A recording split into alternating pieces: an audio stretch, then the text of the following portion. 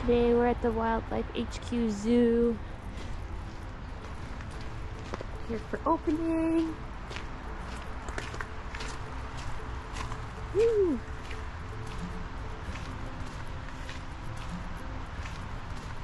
This is Quokkas' friend. So I was told that you can't see quokkas unless you're in Western Australia, and it says that the zoo has them. So I hope we can see some. Look at them. Have to come back a little later. Oh yeah. I'm gonna have to do this. The glass is a little wet. Oh. Oh, Brandon, they got quokkas. How excited are you? I saw it on the website and I was like, no, they're just showing like all of the Australian animals. What is there? What? Oh my gosh! Look at him! He's so cute. Oh, how adorable are they? Oh, I wish we could feed them.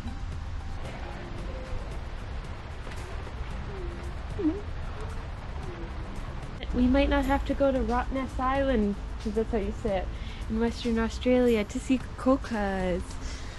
They do encounters here for them. The dingo should not be called wild dogs. Turkey. Dingo.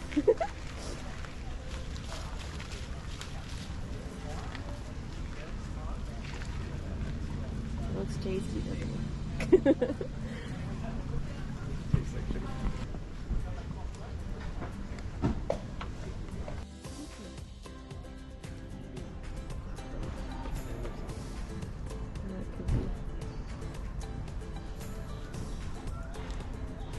They live for a long time. 10 to 15 years. Yeah, like he was saying, they're territorial, with conflict sometimes resulting in death. They're saying that they have to like separate the meerkats because they'll pick on each other. Is that why you guys are in a separate pen? Were you picking on somebody? They're very interested in that one.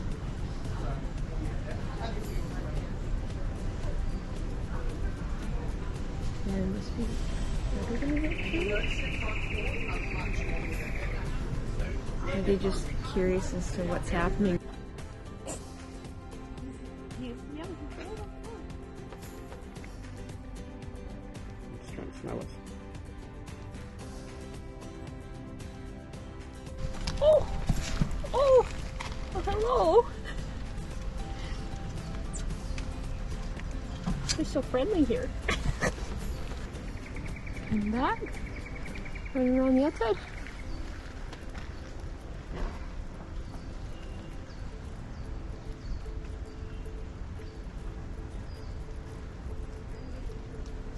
Maybe it's your fur. Maybe. A fake animal. Smell something.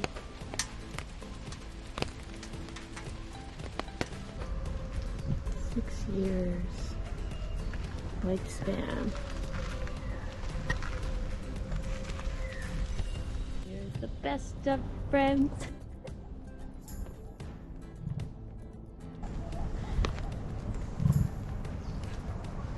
Remember that song?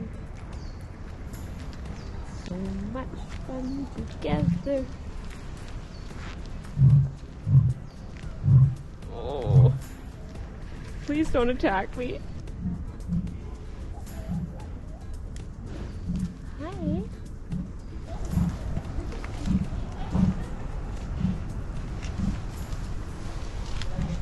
Oh, right by the meerkats.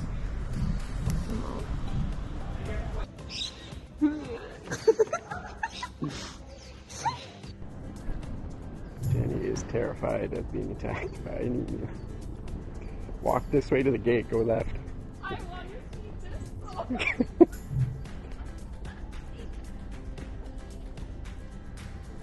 I just ignore him, maybe?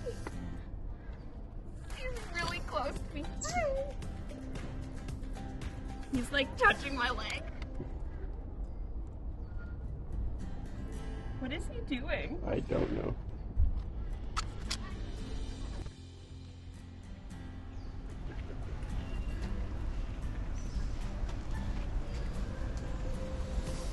Dogs. Dogs are a major threat to these very dopey animals. So get 18 hours a day. Is that the howler monkeys?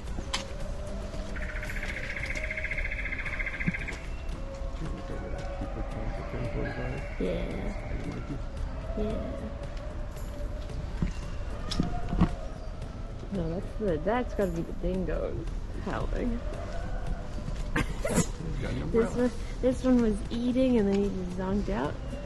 Oh no, still wait. He's got a little umbrella. Just zonked out.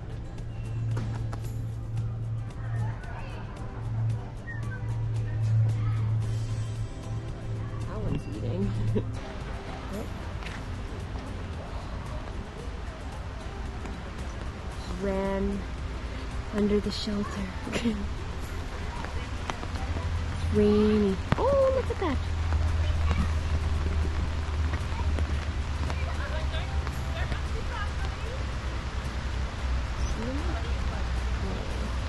He's hanging with his watch light.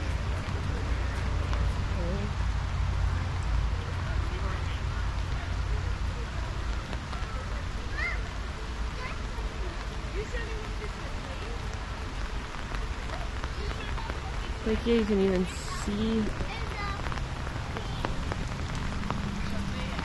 This one's just contemplating life. Sitting with his hand. Oh, scratching his face.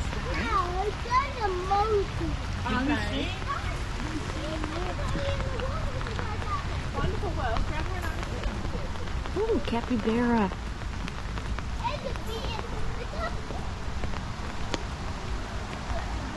You guys got it figured.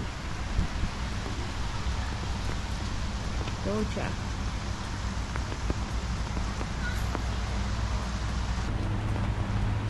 Well, there you go.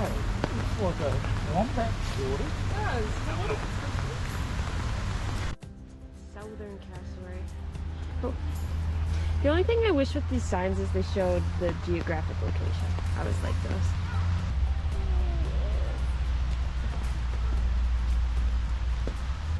It's raining. It's cold.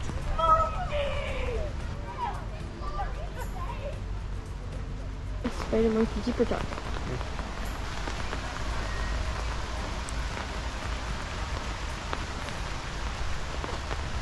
Welcome to Wildlife HQ. I feel having a pretty good day so far. My name's Lockie and I'm one of the keepers here who has the great pleasure of looking after some of our really amazing animals that call the zoo their home. Now, obviously, like I just explained, we're talking a little bit about our black-handed spider monkeys. We do have several different species of primates across the zoo. This is one of our New World monkey species, so pretty much that means they're native to the Americas, and they tend to be a little bit more arboreal as well. In terms of exactly where they are found, it is primarily throughout Central America, but they do also occur a little bit in Mexico and in the top of South America there as well. So they are relatively widely distributed species and do have a couple of different subspecies across their range as well. In terms of lifespan, they'll be reaching somewhere close to 30-35 years, so they are relatively long-lived species. And they are actually one of the largest species of primates in the Americas, so they're ranging somewhere between 6 and 9 kilos normally. Now, in terms of what they're having now, there are some enrichment cons with a little bit of a scatter mix as well as some veg and fruit in there as well. In terms of their wild diet, it is primarily made up of fruits, so as much as 70% or more of their diet is made up of that fruit component. It is then supplemented with fresh leaves, insects, honey, anything like that that they will be finding in those rainforests. But while they are consuming that much fruit, very often they are also consuming the seeds as well. So they do play a really important role as natural seed dispersers in their habitat as well, ensuring those species that they're relying on are persisting into the future as well. In terms of their sociality, they are quite a social species. They can be formed in groups as large as 30 or 40 individuals at a time, although that isn't usually consistent every single day, and very often the size and composition of those groups does vary quite a bit. We have heard a couple of little vocalizations from them, a couple of little squeaks and whines already. They do have really quite a wide range of vocalizations, all the way up to really quite loud barking vocalizations. For them, that tends to be more of an alarm call, so they'll be doing that when they're feeling potentially threatened or something startled them, or if they see a predator or something like that. In terms of, I guess, their other displays as well, while they are doing those barking vocalizations, very often they are also arching their bodies up, trying to make themselves look a little bit bigger. They're opening their mouths up, shaking onto any vegetation, anything they can do to potentially scare away that predator, but to also let the other spider monkeys in the group know it is there as well. So in terms of what their main predators are, big cats are really the main ones, so jaguars and cougars, depending on where they are in their range. And there are also some larger birds of prey like harpies, eagles across Central America, which are known to prey on primates as well. So it is really important for the spider monkeys to not only be able to identify those threats, but then to also communicate that information to the other spider monkeys in the group as well. They actually don't have a tail like the spider monkeys, but they're just as agile and home up there in the trees. In here it is actually a pair of critically endangered white-cheeked gibbons, and they are actually a species which exhibit sexual dimorphism, so there's a little bit of a difference between the males and females. Cow, he should be able to see up on the rope there, he's almost completely black in coloration and he just has little white cheek patches, whereas Tian's really quite light in coloration, almost blonde or tan. And they actually go through a few colour changes throughout their development. So when they're first born, both male and female babies look just like mum, same coloration, and that's what to help them blend in while they are sitting onto her belly. And then at about 2 years of age, young gibbons, whether they're males or females, they'll actually undergo another colour change. At around 2, they'll transfer to the black coloration, like cows. And then when they reach sexual maturity later on, the males will retain that colour, whereas the females will then actually transition into their blonde coloration again. Now, in terms of these two, there is quite a difference between their personality. Cow, he is a little bit older, but he's really quite chilled out and mellow, so he does spend a lot of time up there next to his feet. Whereas Tian, she's extremely agile and acrobatic, so she's often the one who'll be exhibiting just how acrobatic gibbons are. And she's a lot of fun. You see her getting some enrichment up the top there. But they are really quite an important species. The Rumpel's tree kangaroo. He's like over there, just chilling. This is one of 2 species found in Australia: Rumpel's tree kangaroo and Bennett's tree kangaroo.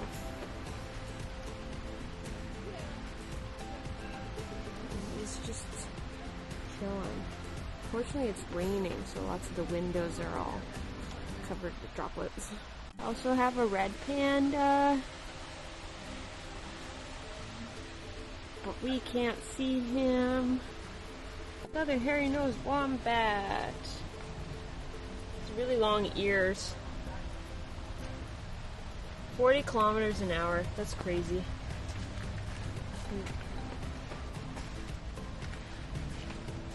He's sleeping. I don't know how to. Oh, maybe over here, less raindrops.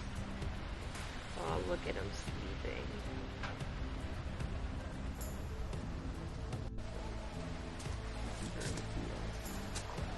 It looks like it's pouring. They're just like tiny little droplets. It's like barely enough to even make your hand damp. Common wombat. Yes, I'm filming on my phone. You can see like direct, just me. This is a fuzzball. This is where we should be today. We should be inside watching like a movie or something. Brandon wanted to go watch a movie. Oh, this is cool. I like painted this shelter. How fast can a wombat run? Brandon. They're cotton top tamarin. The Einstein here. Oh, they're so active.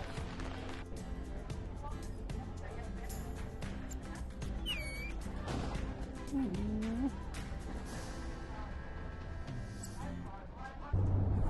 looks like a little old man.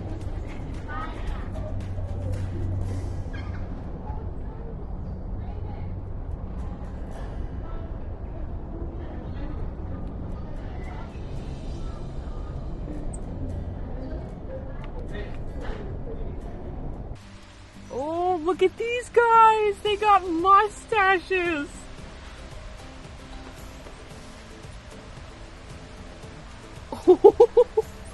I thought the other guys looked like little old dudes.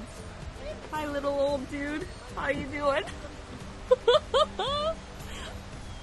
Don't they look like an old British guy with a crazy mustache? Look at their crazy mustaches. I like your umbrella. Do you like my umbrella? Is that fascinating?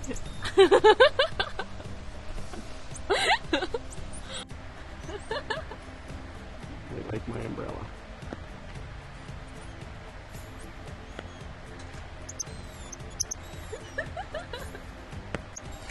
They're on little wildlife encounter. Mustaches are a little wet. Also very unfortunate because it looks like that's not only the males but also the females.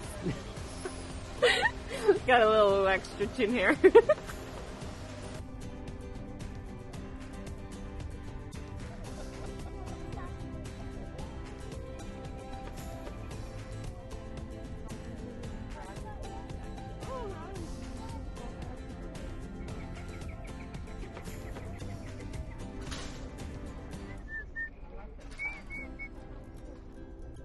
What about this little fella catching insects with his hand?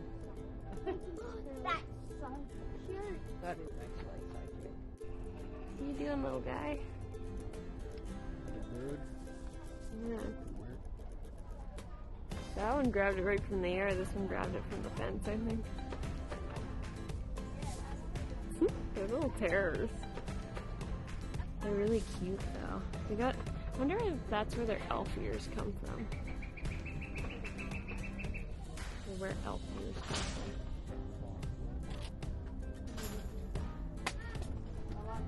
Scared him. You scared him, Brandon. You're scaring and fascinating him.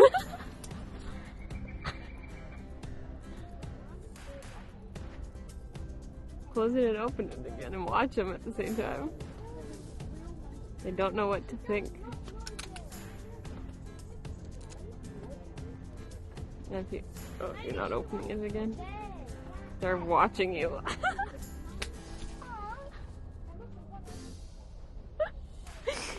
They like Brandon opening and closing his umbrella. Oh, Bridge, watch your head. Not an issue for me, but it's always an issue for Brandon. Eastern calls.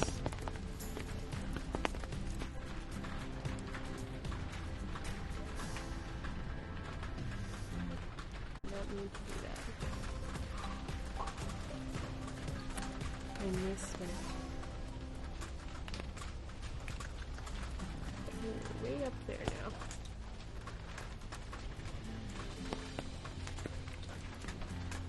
Watch my fingers. Oh, is that what he did for you? Hi. Be careful because he will apparently bite.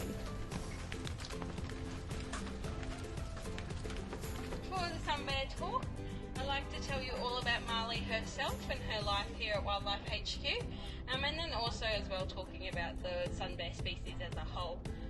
To actually talk about Marley though individually, I will go straight back to the start and tell you all about the extraordinary story of her parents. Now, her parents' names are Jamron and Bopper, and they were actually rescued from Southeast Asia in the years of Now, initially at their arrival, Jamron and Bopper were actually housed separately, as Sunbear species are a solitary animal. So really the only times that you would find them with another bear is if it is breeding season and it's a male and a female, or it'll be a mother with her cubs. Any other time they are by themselves. So that was the idea at the start. However, Perth Zoo wanted to join the two bears together in hopes that they would becoming a breeding pair and have a breeding program and help that sun bear conservation. So they join them together for the breeding season, and about a year after their arrival at the zoo, they welcome their first cub, Marley. Now, usually Sunbears will have a different mate each breeding season. So while Jamron and Bopper have since again been joined up since Marley's grown up and has now relocated, unfortunately they haven't had any more cubs. So Marley is an only child. She was also the first Sunbear to be born in Australia, and she's the only Sunbear currently found in Queensland. So we are very honoured that she calls Wildlife HQ her home. Now, Marley stayed with Bopper for 3 years, which naturally that's the amount of time they would spend with Mum before they go off on their own. So they do become sexually mature. Oh, she broke that. They do become sexually mature at 3 to 4 years of age, so it is the perfect time to go off on your own. Don't break it, Marley. Yep. As soon as she figured out she could break the first one, she did the second one. So Marley relocated to Alma Park Zoo at 3 years of age, and as I've mentioned, Jamron and Bopper have unfortunately had no successful cubs since, but they are still living their lives at Perth Zoo. They're about 22 years of age now, so the life expectancy for a Sunbear is anywhere from 25 to 30 years. Beautiful trees, they are all at a safe height for her to climb, in all her perchings as well. She does have platforms that she will rest on. Actually on her back platform that's viewable from the other side of this habitat, she will nest on it. So Marley loves to build these big beautiful nests out of the trees provided in her habitat. She will also nest in her bedroom, but we as her keepers do provide her leaves and whatnot in there for her.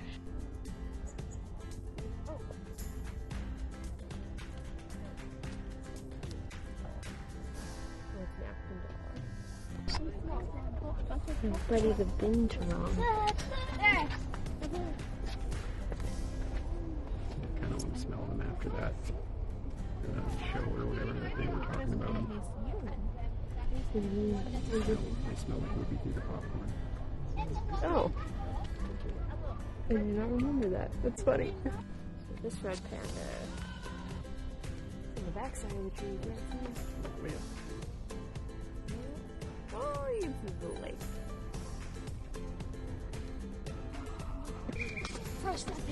Oh, they're stinky.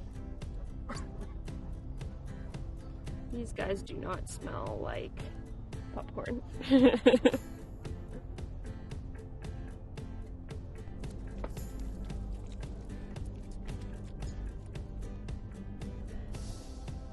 Black and white ruffled lemurs. Not a Zabuma. Oh, I can't see him from that side. It's like a little lump. Little lump.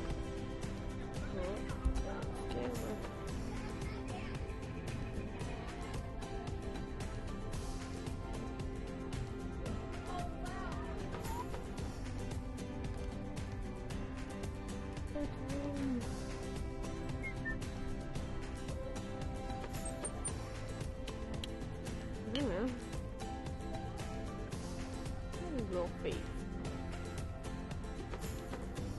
These guys are fascinating.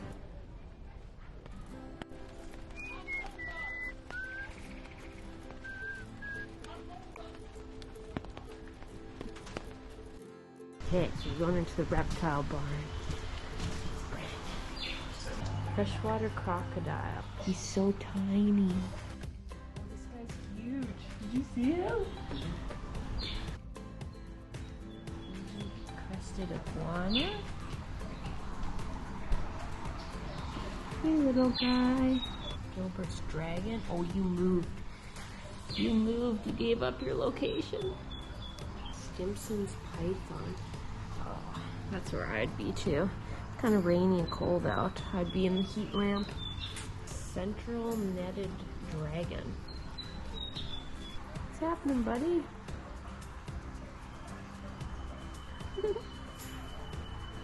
You showing off? Oh, he's huge. What a python! Oh, I think I held one of these. Our school does a afternoon tea, Australian tea, and they brought in reptiles. I think once they brought in a corn snake as well. He's guy right here. You guys, ooh, you guys not snakes.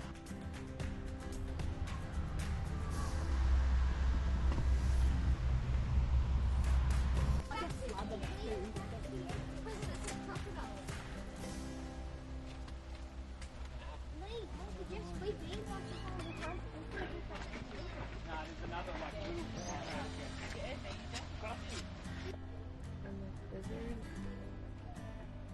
he like a mastermind to like forgetting through things?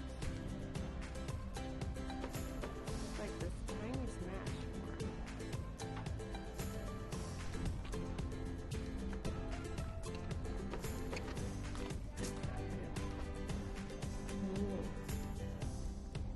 Because he's got a harem.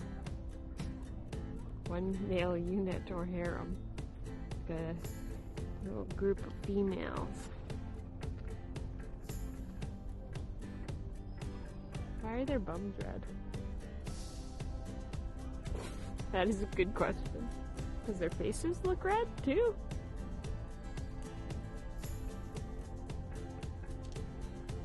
I don't know, like look at that one that's scratching his butt back there.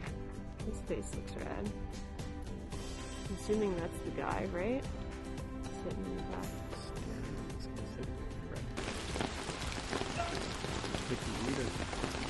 He's got maggots all over the place and keeps digging around. He doesn't want the maggots.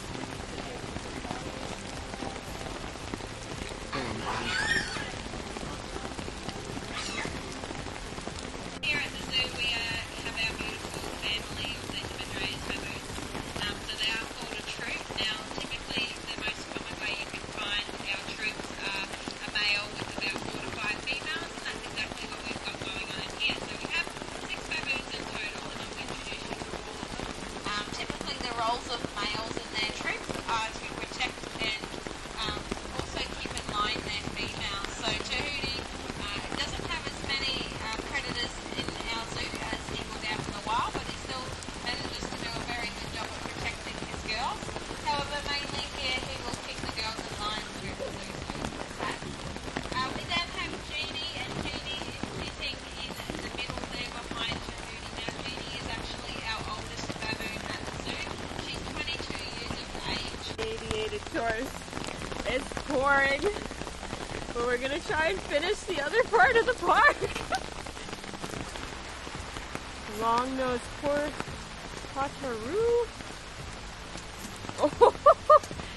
Oh, I can't see it. So this is the place you come if you want to see any type of primate in Australia. Oh, these are so cool.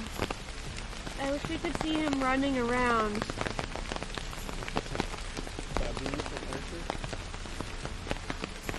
So, African serval. Oh, could you imagine seeing a baby?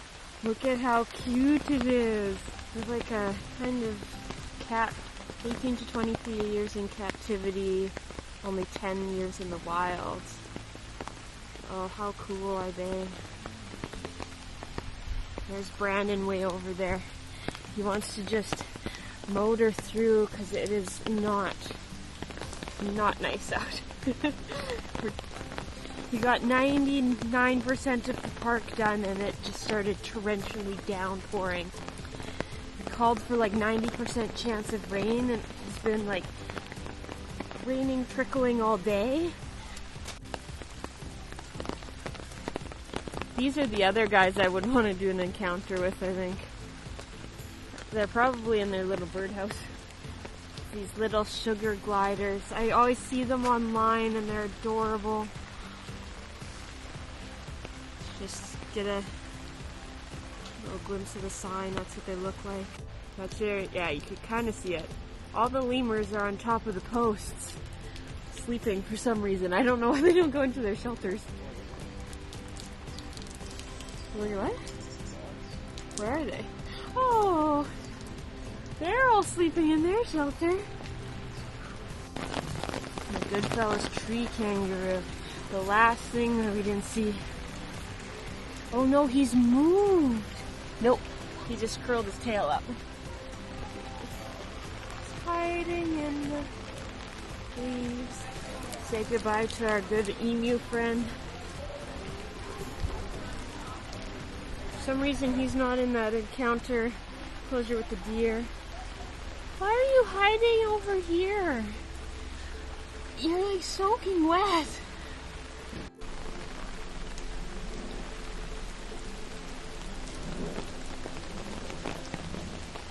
We also have these. Every single time we came to look at them, they've been hiding from the rain. It's way up there. So this is me running through the water and the trees to catch him.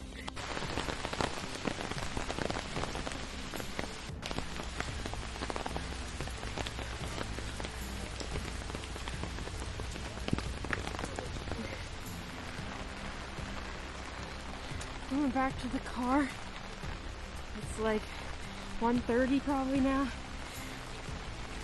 You can see how much water's pooling because of how much it's raining. So that's fun. Probably gonna crawl in the car and try and put on some dry clothes. We made it back to the car. Oh, you can see that. Yeah, it is pouring, torrential downpour. I look relatively unscathed because Brandon gave me his umbrella. Brandon's looking a little wet. We took our shoes off and we're wearing our sandals because both of our feet are soaked.